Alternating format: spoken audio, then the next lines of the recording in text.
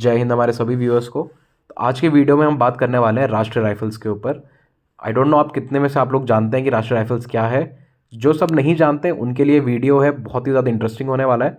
तो make sure करें video को एंड तक ज़रूर देखें और हमारी बाकी वीडियोज़ को भी आप लाइक करें, कमेंट करें, चैनल को सब्सक्राइब ज़रूर करें सो दैट आप अग्निवीर भर्ती से रिलेटेड सभी अपडेट से जुड़े रहें। और जो सब बच्चे अग्निवीर की तैयारी कर रहे हैं उनके लिए हमने अग्निवीर फिजिकल अकेडमी ओपन कर दी है, जिसमें कि 60 डेज़ का आपको ट्रेनिंग मॉड्यूल मिलने वाला है। अकोमोडेशन एंड फूड उसमें आपको मिलेगा। ट्रेनिंग होगी आपकी एक्स पैरा एसएफ ऑपरेटिव्स के साथ और वीकली बेसिस पे होंगे आपके गेस्ट लेक्चर्स सो दैट आप मोटिवेटेड बने रहे। तो जो सब बच्चे हमसे जुड़ना चाहते हैं वो हमें इन नंबरों पर कॉल या व्हाट्सएप कर सकते हैं, हमें आपके कॉल का इंतज़ार रहेगा। तो चलिए शुरू करते हैं आज का वीडियो। तो जो स्क्रीन पे आप देख रहे हो ये है राष्ट्रीय राइफल्स के इंसीनियाज। ठीक है, ये उनका रेजिमेंटल फ्लैग है लेफ्ट हैंड साइड पे और राइट हैंड साइड पे ये इंसीनिया है। आपने बहुत सारी वीडियोस देखी होंगी यूट्यूब पे, बहुत से आप लोगों ने देखे भी होंगे आर्मी पर्सनल जिनकी चेस्ट पे ये इंसीनिया रहता है। ठीक है, तो ये बेसिकली होता है कि आपने राष्ट्रीय राइफल्स में अपना टेन्योर काटा हुआ है। तो आगे चल के अगर आपको कोई भी आपको सोल्जर या कोई भी ऑफिसर आपको ऐसा दिखता है जिसके चेस्ट पे ये इंसीनिया हो तो उसको डेफिनेटली आप पहचान लीजिएगा। ठीक है, अब सबसे पहला क्वेश्चन, राष्ट्रीय राइफल्स होती क्या है।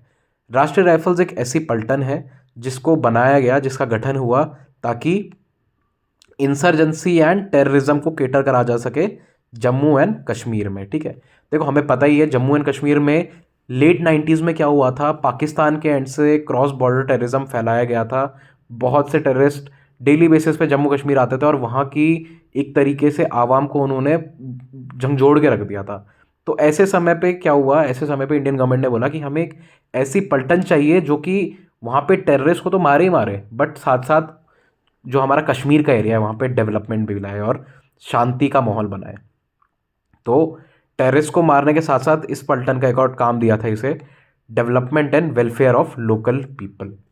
ठीक, अब इसको जो राष्ट्रीय राइफल्स है इसका गठन करा गया था 1990 में। ठीक है, अल्टीमेटली इसका टास्क यही था कि इंसर्जेंसी जो वैली में हो रही है उसको कंट्रोल करना है। ठीक है, अब जो हमारी राष्ट्रीय राइफल्स होती है इसमें आर्मी के साथ साथ बीएसएफ एंड सीएआरपीएफ के भी पर्सनल्स होते हैं। तो मिला के कुल मिला के 3 जो अलग अलग पैरामिलिट्री एंड आर्मी की यूनिट्स हैं उनको मिला के एक यूनिट बनाई जाती है। ठीक है, और ये लोग फिर साथ में ऑपरेशंस करते हैं लोकल पुलिस के साथ। राइट, इसके अलावा जैसे मैंने आपको बताया कि प्रोवाइडिंग ह्यूमैनिटेरियन असिस्टेंस, मतलब जैसे एग्जांपल देता हूँ, जो कश्मीर वैली है वो एक दूर दराज का एरिया है। ठीक है, हो सकता है कि कोई नीचे प्लेन्स में रहता हो और कोई बिल्कुल पहाड़ के ऊपर रहता हो। ठीक है, एक बार बर्फ़ पड़ जाती है तो नीचे वाला तो फिर भी कम्यूट कर सकता है बट जो पहाड़ के ऊपर रह रहा है उसके लिए तो रहना दिक्कत है ना। तो ऐसे एरियाज़ में जाके मेडिकल असिस्टेंस, एजुकेशनल असिस्टेंस, ये सब चीज़ों को प्रोवाइड करने का जिम्मा भी ये राष्ट्रीय राइफल्स उठाती है। राइट, तो मेजरली देखा जाए तो जिस एरिया में भी कोई भी पलटन राष्ट्रीय राइफल्स की डिप्लॉय होती है तो उस एरिया को ये पलटन अडॉप्ट कर लेती है। उस पलटन की एजुकेशन, उस एरिया की एजुकेशन, हेल्थ की रिक्वायरमेंट्स, इमरजेंसीज में ये जो पलटन है वो as a parent, as a father काम करती है। ठीक, अब थोड़ा हिस्टोरिकल बैकग्राउंड की बात करते हैं। तो जैसे मैंने आपको बताया कि 90s में जब मिलिटेंट्स का आना बहुत ज़्यादा शुरू हो गया था कश्मीर एरिया में। ठीक है, जब ऑलमोस्ट 8,000 मिलिटेंट्स घुस चुके थे और राष्ट्रीय राइफल्स को जैसे इंक्लूड किया गया उस जगह पर, जैसे ही भेजा गया राष्ट्रीय राइफल्स को कश्मीर वैली में, with in an year 8,000 militants इन्होंने मार गिराए थे। ठीक है, और 6,000 को इन्होंने कैप्टिव कर लिया था विद इन, मतलब एक ईयर तो नहीं, स्टार्टिंग के 4-5 साल के दर के टेन्योर का मैं आपको बता रहा हूँ। उसमें देखिए कितना अच्छा फिगर है, 8,000 मिलिटेंट्स तो वैसे ही मार गिराए और 6,000 को इन्होंने कैप्चर करा। बात करें इनकी मोटो की, मोटो है इनका दृढ़ता और वीरता। राइट, इसके साथ साथ जो पलटन है इनको 6 अशोक चक्र, 34 कीर्ति चक्र, 221 शौर्य चक्र और 1,1500 से ऊपर सेना मेडल मिल चुके हैं, जो कि अपने आप में बहुत बड़ा अचीवमेंट है किसी भी पलटन के लिए। ठीक है, अब इसका गठन एक्चुअल में कैसे हुआ था, तो जैसे मैंने आपको बताया 1990 में टेररिज्म बहुत बढ़ गया था तो उसको रोकने के लिए इस पलटन का गठन हुआ था। Right, prime minister Vishwanath Pratap Singh थे जो हमारे उस टाइम की गवर्नमेंट में। तो उन्होंने बोला था कि भाई आरआर को खड़ा करो। ठीक, आरआर खड़ी हुई। स्टार्टिंग में 36 बटालियंस टोटल इसकी डिप्लॉय करी गई, ठीक है, और उसमें अराउंड 5,000 सोल्जर्स थे। स्टार्टिंग में सोचो, आप ये देखिए, 5,000 सोल्जर्स ने ही 8,000 मिलिटेंट्स मार दिए और 6,000 को बंदी बना लिया। तो अपने आप में किस तरीके के माइंडसेट के लोग इस पलटन में जा रहे होंगे और किस तरीके का उनके अंदर हौसला होगा। ठीक। अब इसके बाद आरआर को पहले तो जम्मू कश्मीर में ही था, उसके बाद हमने देखा जब पंजाब में खालिस्तान वाला इशू हुआ था, जो कि हमारा गोल्डन टेम्पल के अंदर पूरा ऑपरेशन चलाया गया था, उसमें भी आरआर ने बढ़ चढ़कर हिस्सा लिया था, ठीक है, और वहाँ पर भी दुनिया को अपना लोहा मनवाया था, राइट। और इसके अलावा फिर जम्मू कश्मीर में तो है ही, वहाँ पर ये अभी भी ऑपरेट करते हैं। ठीक। स्ट्रक्चर देखते हैं थोड़ा आरआर का। जब मैं बात करता हूँ स्ट्रक्चर की, तो आरआर में भी बहुत सी पलटनें होती हैं। अब देखो, आरआर जैसे मैंने आपको बताया राष्ट्रीय राइफल्स है, इसमें हर यूनिट से कुछ ना कुछ कंट्रीब्यूशन आता है, ठीक है। तो इसमें जो 50% ट्रूप्स होते हैं, 50 से 60% जो ट्रूप्स होते हैं वो होते हैं इन्फेंट्री के, और रिमेनिंग होते हैं आपके सपोर्टिंग आर्म्स के। जब मैं बात करता हूँ सपोर्टिंग आर्म्स की, तो सपोर्टिंग आर्म्स में होते हैं आपके सिग्नल्स वाले हो गए, मेडिकल वाले हो गए, आर्मर्ड वाले हो गए, है ना। तो बाकी जो रिमेनिंग होते हैं वो सपोर्टिंग आर्म्स होते हैं। अब इसके अलावा इनकी अलग अलग फोर्स भी होती है। जैसे सारी की सारी आरआर तो एक जगह पे डिप्लॉय नहीं कर सकता ना, कश्मीर तो बहुत बड़ा है। तो जिस जिस जगह पे जो जो आरआर की टुकड़ी डिप्लॉय होती है, उनके नाम देखिए कैसे रखे जाते हैं। अगर जैसे रजौड़ी में जो डिप्लॉयड है, उसका नाम आर से है रजौड़ी, तो आर से रोमियो फोर्स। डोडा में जो डिप्लॉय है उसका नाम है डेल्टा फोर्स। अनंतनाग इन सब जगह पे जो है उसका नाम है विक्टर फोर्स। कुपवाड़ा में जो डिप्लॉयड है किलो फोर्स। इसके पीछे की स्टोरी भी यही है कि जिन कर्नल ने इस पूरी पलटन को रेस करा था, उन वो एक्चुअल में सिग्नल के ही थे, राइट। जो सिग्नल के कर्नल थे, तो उनसे पूछा गया था कि भाई जो फोर्सेस डिप्लॉय होंगी वैली में, उनका नाम तो बताओ, उनकी यूनिट्स का नाम कैसे रखे जाएंगे। तब उन्होंने बताया था कि सिंपलेस्ट वे में इनके नाम हम जिस सेक्टर में ये डिप्लॉय होंगी पलटने, उनके फर्स्ट लेटर के नाम से हम, जो आर्मी में A to Z होता है हमारा, अल्फा ब्रावो चार्ली डेल्टा, उसके हिसाब से इनके नाम हम रख देंगे। तो वो चीज़ आज भी ऐसे ही फॉलो की जाती है, राइट।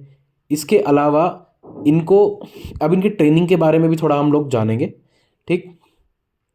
तो जो राष्ट्रीय राइफल्स है, जैसे मैंने आपको बताया कि ऑल सर्विस आर्म होती है, जिसमें कि आपका, मैंने आपको बताया था 50% इन्फेंट्री होगी, बैलेंस आपके ASC, corps of signal, electronics, ऐसे करके आते हैं, ठीक। प्री इंडक्शन ट्रेनिंग होता है बेसिकली इनका कॉप्स बैटल स्कूल में, जो कि है आपका सरोल बलारा में। यहाँ पे क्या होता है, बेसिकली इनको सिखाया जाता है कि कैसे आपको क्लोज कॉम्बैट करना है। देखिए, इन्फेंट्री कभी भी क्लोज कॉम्बैट के लिए ट्रेन करती है, बट उतना ट्रेन नहीं करती, क्योंकि इन्फेंट्री को ओपन वॉर्स की ट्रेनिंग ज़्यादा दी जाती है। तो जो भी ट्रूप डिप्लॉय होने वाला होता है यहाँ पर वैली में, तो उनको पहले कॉप्स बैटल स्कूल में अपना ट्रेनिंग करना पड़ता है।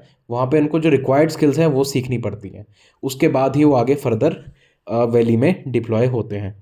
इसके अलावा प्री इंडक्शन ट्रेनिंग होती है, जिसमें कि इनका endurance, physical fitness, weapon handling और मार्क्समैनशिप। मार्क्समैनशिप का मतलब होता है कि एक गोली और एक दुश्मन की कम से कम गोली में ज़्यादा से ज़्यादा डैमेज कैसे पहुंचाते हैं, उसको मार्क्समैन बोला जाता है। और उसके बाद क्लोज क्वार्टर बैटल्स, जैसे कि मैंने आपको बताया कि छोटे एरिया में घरों के अंदर कैसे लड़ाई की जाती है, वो इनको सिखाई जाती है। इसके अलावा वेपन, ये इनका फेवरेट वेपन है AK-47। अब देखिए, AK-47 इसीलिए भी इनका मोस्ट पसंदीदा वेपन है, क्योंकि जो AK-47 है वो कम गोली में सबसे ज़्यादा डैमेज देने वाली सबसे एफिशिएंट बंदूक है। और इसके साथ साथ जो वहाँ पे टेररिस्ट वगैरह आते हैं, वो लोग भी मेजरली इसी गन को चलाना ज़्यादा प्रेफर करते हैं, ठीक है। तो वही, लोहे का जवाब लोहे से, गोली का जवाब गोले से, उसी पॉलिसी को फॉलो करते हुए AK-47 का यूज़ आरआर करती है। इसके अलावा जो आरआर के सोल्जर्स होते हैं, वो रेंज पे भी बहुत ज़्यादा ट्रेनिंग करते हैं। रेंज पे ट्रेनिंग का मेरा मतलब है क्लोज कॉम्बैट एंड लॉन्ग, मतलब लॉन्ग रेंज कॉम्बैट, दोनों में इनका एक्सपर्टीज इनको करवाया जाता है वैली में भेजने से पहले।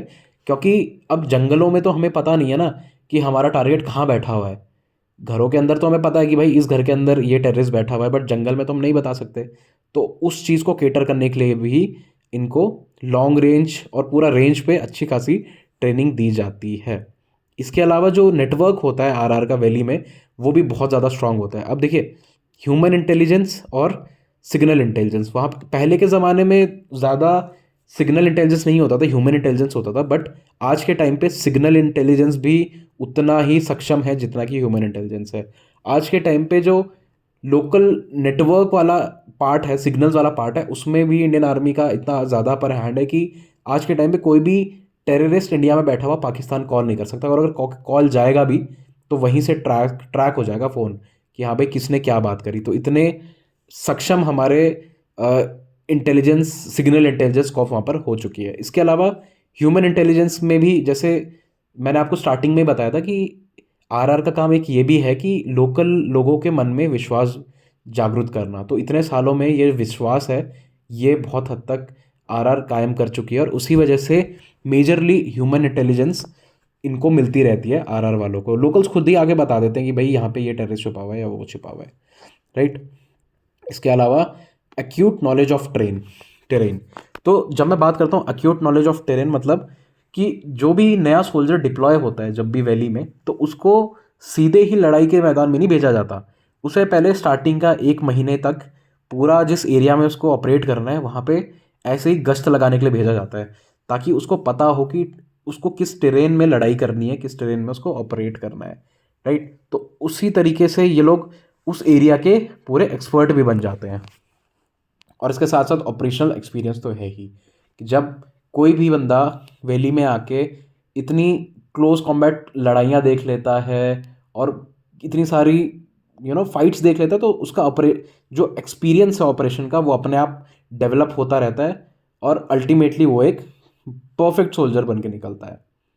तो आई होप आपको ओवरव्यू लग गया होगा कि आरआर कैसे काम करता है, आरआर है क्या। तो वीडियो पसंद आया हो तो आप मार्को हमारे सोशल मीडिया हैंडल जैसे कि फेसबुक और इंस्टाग्राम पे आप फॉलो कर सकते हो। वहाँ भी हम आपको सेम नाम अग्निवीर ऑनलाइन से मिलेंगे। तो अभी जाइए, फॉलो कीजिए। जय हिंद।